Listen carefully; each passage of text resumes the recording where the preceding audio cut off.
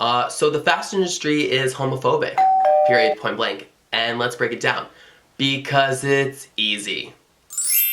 Also, let's not forget that the fashion industry, while it's extremely homophobic, again, run by mostly gay men who are sitting in their own very deeply ingrained internalized homophobia, also is an industry that is full of colonialism, racism, homophobia, xenophobia, ableism, ageism. So what this boils down to is the fact that white, straight, cis men who are afraid of their buttholes have run everything, especially here in America. And that's not surprising to most of us, because that's the way America has been run and founded. Now, I want to talk specifically about the fashion industry because I specifically have a lot of experience in this industry and have had a lot of interesting conversations with people at the top. And what I'm consistently told is that we need to cater to white, straight, cis, middle America because that's where the dollars are. Well, this has allowed those people who are already racist to become white supremacists and then take over, or try to take over, our US Capitol.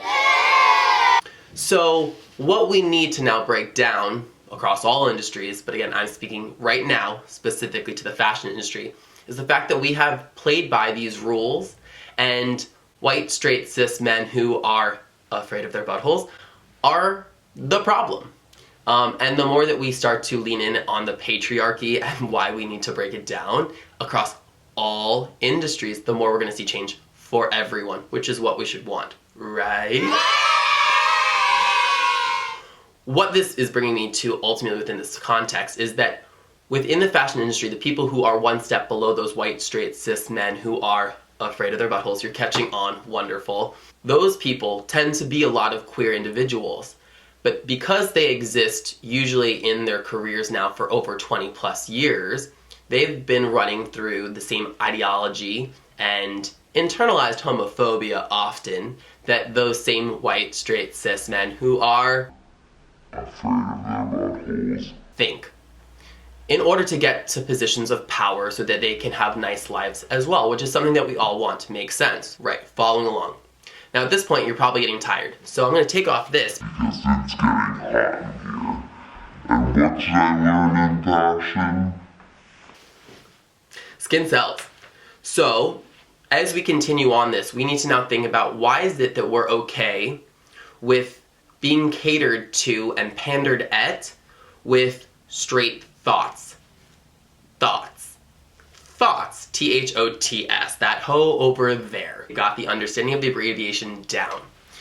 It's because we've been fine with them being useless to us and taking up space in our communities and in our cultures and showing up just when there's a paycheck involved. These people don't stand up, they don't speak up, and they haven't been a part of our community in a way that is actually helping to make change. And you go right now, Barrett, you sound bitter, you sound angry.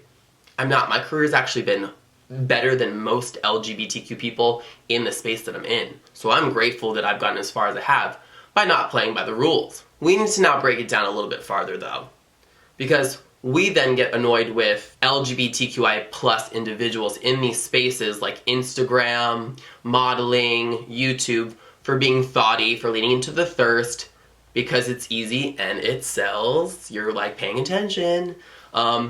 And we're just playing by the rules of white, straight, cis men, right? Like this is what they put out. This is what we've tried to keep up with to get closer to where they are in life, and it's what we're all doing, no matter where you fall on this weird hierarchy, right? Like white, straight, cis men sit here, and then from there it kind of continues down until you get to the black queer women, which is and this is who we need to be using our privilege, white privilege, to help get closer to where we are rather than continuing to try to just get farther up the ladder.